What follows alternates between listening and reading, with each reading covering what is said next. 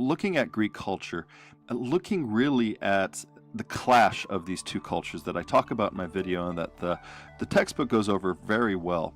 In fact, it all started with Herodotus himself when he talked about his culture in response to and sort of in clash to the great Persian culture, trying to emulate that.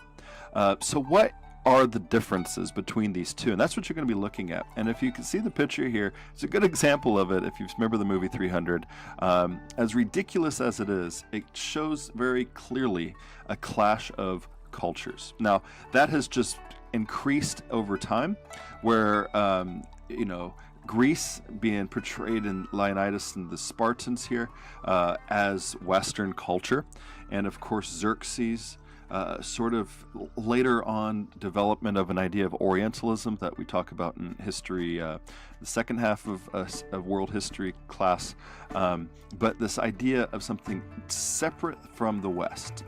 Now, that is a modern sort of construction of what's really happening here. However, there is still an element of something different. Even though the Greeks tried to emulate everything that has to be Persian. Persian Empire was everything. Their culture, the power of the great vast empire was all so appealing, and trying to attach into it, but trying to remain independent. And so, that carries on later on. Movies like the 300 and other books and things definitely carry that on. But at the heart of it, the true story is something different. The true story does show a very different Persian Empire that looks at its own past from the Assyrian empires, Hammurabi and his codes, and other things from the cultures that we've talked about with Mesopotamia to give rise to a Persian culture.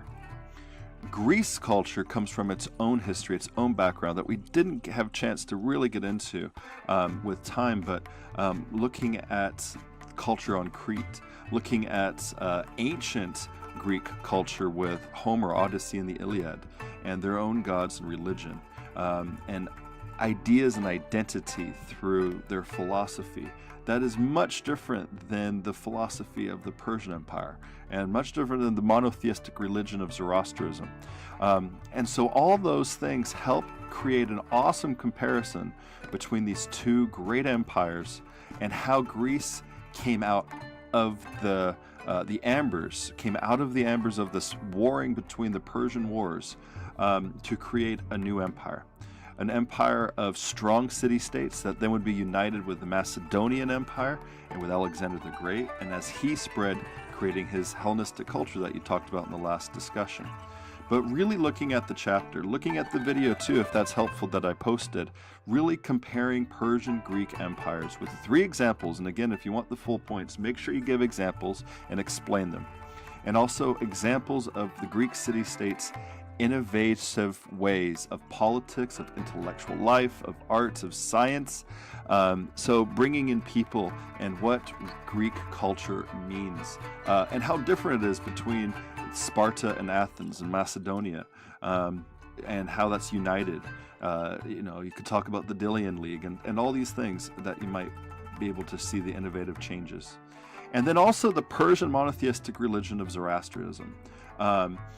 Compare that to the book of Psalms, and getting into that argument of which came first, or who influenced whom. Was it Zoroastrianism or Judaism? And so that's a big part of our identity today. A lot of people in our class are Christians, and it's hard to swallow that if Judaism picked up anything from this monotheistic religion of Zoroastrianism and Ahura Mazda, and their look at paradise, paradisia, and all this stuff. So there's an aspect in the textbook that looks at these two changes. And the big question, do you agree or disagree that Jewish belief and Christianity might have had some sort of influence from Zoroastrianism? Now, that is something that is an academic debate, so look at it in an academic way and look at it based on the evidence that's in the textbook here. Now remember, 15 points, so be sure to use those examples, talk about them. This should be a pretty long post actually, and be sure to comment. There's lots to talk about with question number 3. There's lots to, comment on if there's people are looking at it differently that you haven't seen before. So enjoy this one. Spend time on this one, and let me know if you have questions. Great job. Let's rock this week.